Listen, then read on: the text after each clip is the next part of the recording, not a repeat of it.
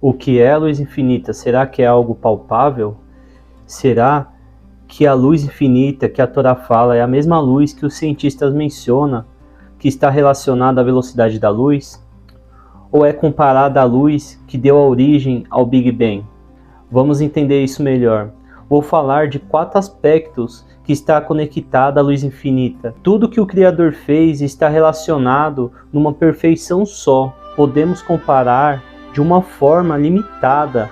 Essa perfeição seria igual uma orquestra, que cada um tem o seu papel principal, tem o seu valor, seu propósito. Bom, primeiro temos que entender o que significa Or Ein Sof, a luz infinita sem fim que o Criador criou.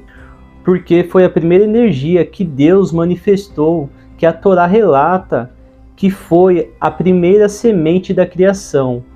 Foi a primeira coisa que, através do desejo de se deleitar em um prazer único que o Criador, ele proporcionou para toda a criação e para toda a criatura, um prazer único, que as criaturas possam aproveitar ao máximo da sua criação. Aonde isso está escrito no Talmud, por exemplo, o Talmud da Babilônia, no Tratado de Avodizará 3b, afirma que Deus criou todas as coisas para seu propósito e a sua glória. O santo bendito seja ele, criou o mundo para que seu nome seja mencionado nele, exatamente nele. Isso sugere que a criação do mundo é vista como um ato de amor e gratidão por parte de Deus. E Deus viu tudo o que fez, e eis que era muito bom. E foi tarde, e foi manhã, e foi o 6º dia. Foi o dia que o Adam Kadmon, o homem primordial, foi criado. E também está escrito no Salmo 104, versículo 31. Seja a glória do Senhor para sempre. Alegra-se o Senhor em suas obras. Também está escrito no livro de Provérbios, no capítulo 8, do versículo 30 ao 31. Eu estava como um arquiteto do seu lado, e era sempre seu deleite, regoziçando-se sempre perante ele, em recriação por sua terra já habitável, e compadecendo-me como os filhos dos homens. Vimos que em vários livros e versículos são mencionados o desejo do Criador, que ele teve de criar os Olamotes, os mundos superiores. Depois que o Criador colocou já em Neilã, que seria o ocultamento, seria o vazio, algo criado do nada, foi a segunda coisa que ele fez. Primeiro veio o vazio, que no caso está conectado à luz infinita, o Ein Sof, a luz infinita sem fim. A segunda parte já vem Neilã, o ocultamento, aonde essa semente começou a nascer nos Olamotes, nos mundos superiores, aonde aconteceu a terceira fase da criação, e aonde os cabalistas falam que ali aconteceu Tohu Vavohu, algo criado do nada, absolutamente do nada. Esse estágio é antes ainda dos 6 dias da criação. Teve 2 tipos de criação: o marco zero, onde é algo criado do nada, absolutamente do nada, não tinha matéria, não tinha espaço, não tinha ocultamento, não tinha nem mesmo essa energia que a gente conhece como luz infinita. É algo que é incompreensível até mesmo quando a gente lê dentro da Torá. Então, nesse período só existia a luz infinita de Deus. Depois disso começou o marco 1, para você entender aonde tudo começou, ganhar luz, ganhar forma e também ganhar vida. Tudo começou a existir. Então o marco 0 é algo criado do nada, é o Tohu Vavohu, que é algo realmente criado da essência de Deus, aonde nós não temos a compreensão nem entendimento para isso, a gente só vai entender isso na vinda do Mashiach, e aonde a ciência parte, a partir da astronomia, chama isso de Big Bang, que é entre o marco 0, que é onde algo aconteceu do nada, que foi criada essa luz infinita, é onde entra o Neilã, que eu expliquei, que é o ocultamento, aonde já começa o início do Big Bang, que é onde começa a criar o marco 1, começa a criar o espaço e o tempo. É onde eles entendem, que eles falam que o universo tem exatamente tantos bilhões de anos, onde eles conseguem datar. Esse é o marco 1. Marco 0, eles não têm ideia o que seria isso. Já que a luz infinita, depois do marco 0, depois do vazio, que é algo criado do nada, como eu mencionei anteriormente, que seria a gente compreender algo tirando todas as nossas emoções, a gente tirando todos os nossos sentimentos, tirando todas as nossas percepções. Dificilmente a gente vai entender o que seria isso.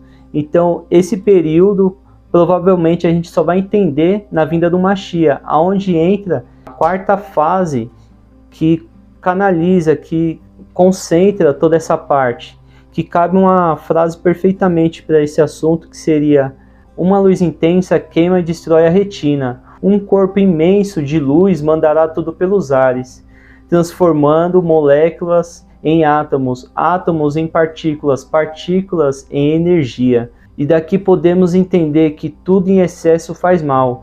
Por isso que a luz infinita está contida dentro de cada um de nós, para ser revelada somente no seu devido tempo. Vamos agora entender como funciona esse sistema de luz infinita pela árvore da vida, pela Cabala. O que é a Cabala e o que os cabalistas falam, o que acontece dentro do nosso corpo conectado exatamente à luz infinita. E está localizado dentro da Neshama, que tem 5 nomes exatamente a Neshama. Neshama é uma palavra hebraica que se refere à alma humana, mais especificamente como a alma que é vista como uma parte elevada, divina do ser humano. Para ser exatamente específico, seria a alma divina do ser humano. É a palavra usada principalmente na tradição judaica, que é considerada a parte fundamental da natureza humana. De acordo com o judaísmo, a Neshama é a centelha divina que é dada a cada pessoa no momento do seu nascimento, que é a fonte de vida da conexão entre o humano e Deus. A Neshama é vista como sendo eterna e imortal, sobrevivendo além da morte física do corpo. Então aqui já está conectado também a essa luz infinita, que está contida dentro da gente. Então Yehidá seria o singular, algo que a gente ainda não compreende também. Está muito elevado. Hayá já seria a força vital, literalmente a vida além da vida. No caso, a vida após a morte. O que a gente acha que é morte, mas a vida só começa depois da morte. A Torá explica isso com alguns termos cabalísticos, então é difícil também de compreender. Já entra a Neshama, seria a respiração da alma divina que o Criador nos concedeu desde a época do Adam, o primeiro homem primordial. Já Urua seria o vento, o sopro, ou pode ser também considerada a divisão entre a alma divina e a alma animal, como mencionei. Já a Nefesh é aquilo que veio a descansar a parte animal do ser humano. É onde entra também a procrastinação do ser humano. Nós humanos somos acumuladores de energia, a gente gosta de acumular energia, por isso que às vezes a pessoa não gosta de ir para academia, por isso que às vezes a pessoa não gosta de querer bater metas, a pessoa não gosta de correr, a pessoa não gosta de planejar coisas para a vida dela, porque ela sabe que vai ter que intensificar muito do seu intelectual, da sua Neshama, da sua energia vital, e também a pessoa ela vai ficar cansada ainda mais do que normalmente ela fica. Bom, isso pelo menos é o que a pessoa acha. Quanto mais a gente procrastina, mais o corpo fica cansado, mais a alma fica cansada, ao ponto da alma da pessoa ficar estagnada também. Daqui podemos entender e compreender que cada um desses níveis representa um nível diferente de luz que se originou do Ein Sof, a luz infinita que emana de Deus. No nível de Yehidá, a luz ainda é muito sublime e é unificada. No nível já de Hayá, ela é menor, mas é considerada uma força vital, como eu mencionei, de que tudo vem depois. Então vem o primeiro nível, que é o nível de Ein Sof, a luz infinita, depois vem o nível de Yehidá, depois vem Hayá, que é um nível já vai condensando, vai compensando essa energia, vai diminuindo. Então quanto mais distante do Ein Sof, da luz infinita de Deus, menor vai ser essa conexão. Por isso que é o ponto de falar que a presença divina de Deus não paira mais sobre esse mundo, não paira mais sobre esse plano, aonde podia concentrar energia, e hoje em dia concentrada a energia de Deus em Jerusalém, em Jerusalém, aonde exatamente está no Kotel essa energia. O próprio Zohar menciona que essa luz, todas as orações que é feita no mundo, vai diretamente para o Kotel, do Kotel sobe. É como se fosse, para quem conhece um pouquinho de Kabbalah, da Árvore da Vida, vou deixar aqui a Árvore da Vida, a gente está no mundo de Malhut, exatamente nessa parte. Então tem como fosse uma escada.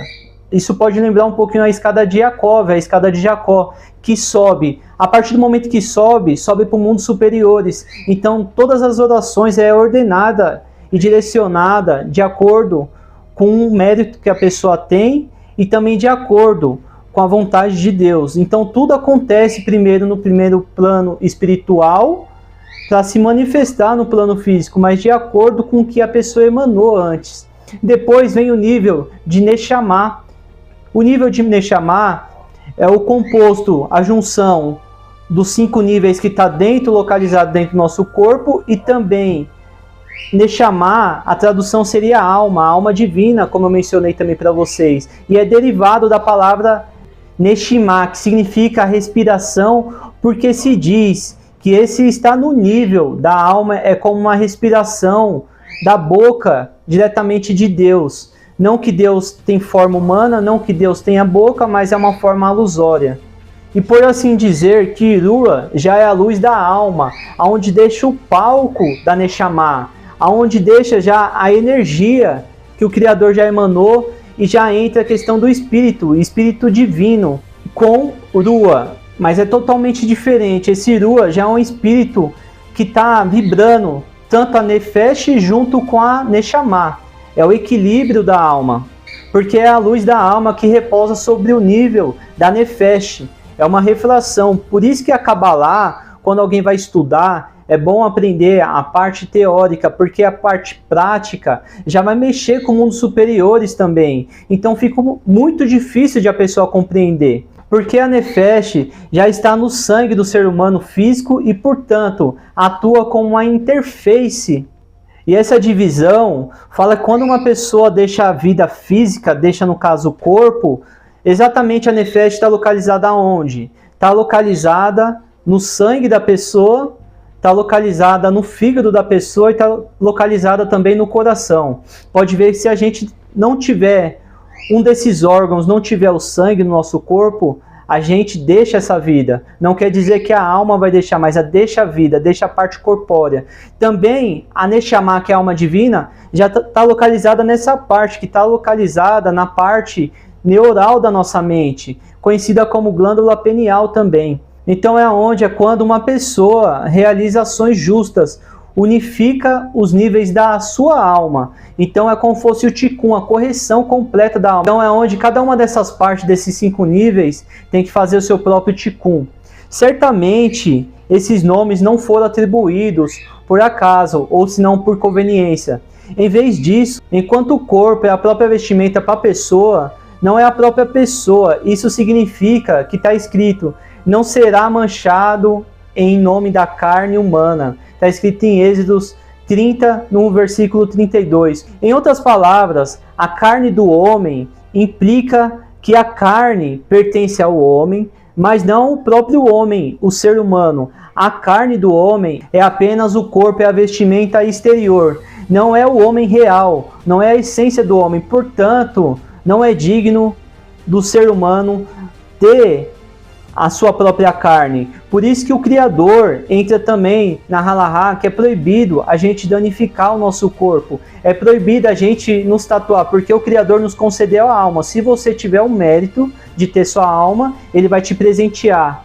Fora isso, o corpo não pertence a você. Pode ver que o corpo, ele volta para a terra, que não pertence a gente. Mas a alma é eterna. A pior coisa que pode acontecer para uma alma, no caso, essa luz infinita, é ela deixar de existir.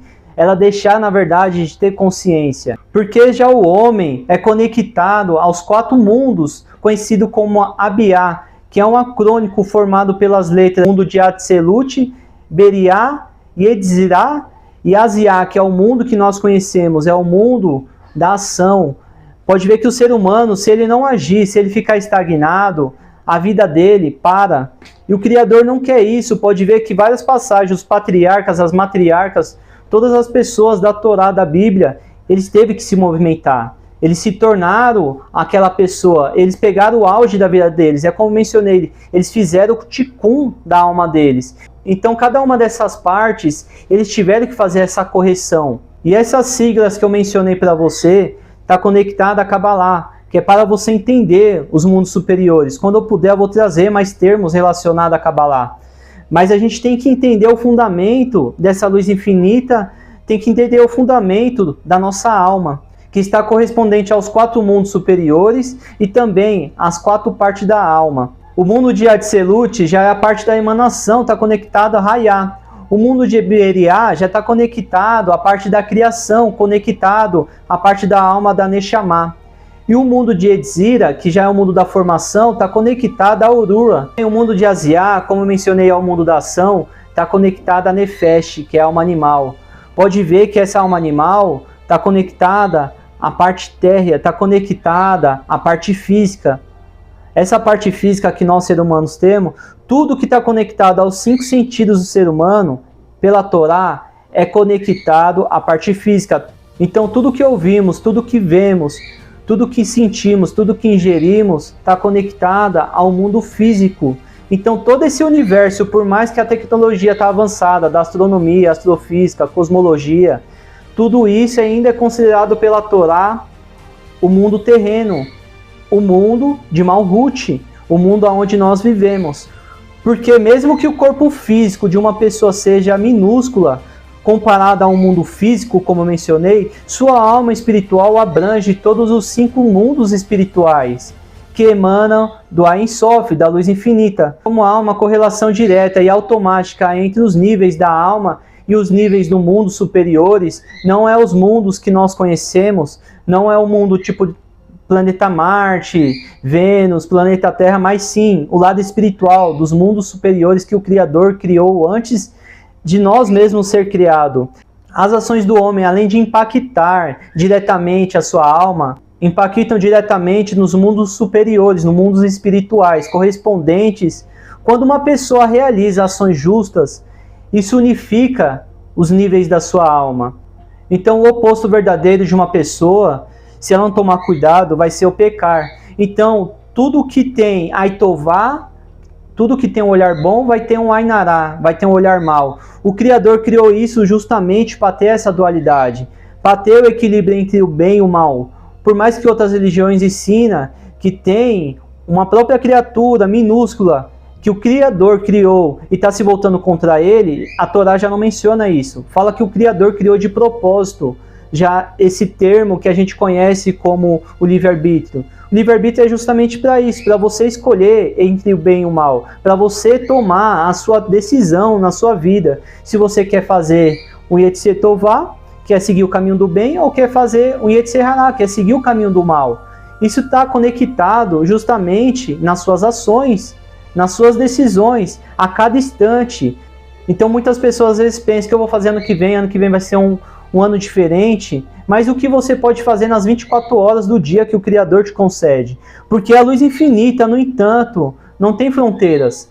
Pode ir de qualquer lugar e entrar onde quiser. É como fosse a luz do sol. Mas a luz infinita, ela penetra como se fosse algo invisível, que está localizado e canalizado em cada ser vivo, além do ser humano. E dessa forma, os cabalistas referem a Deus como a luz infinita. Só uma ressalva aqui, e o Criador também não é infinito, porque o infinito é uma percepção de realidade de nós seres humanos, porque o Criador, ele criou o infinito, ele está bem além do infinito.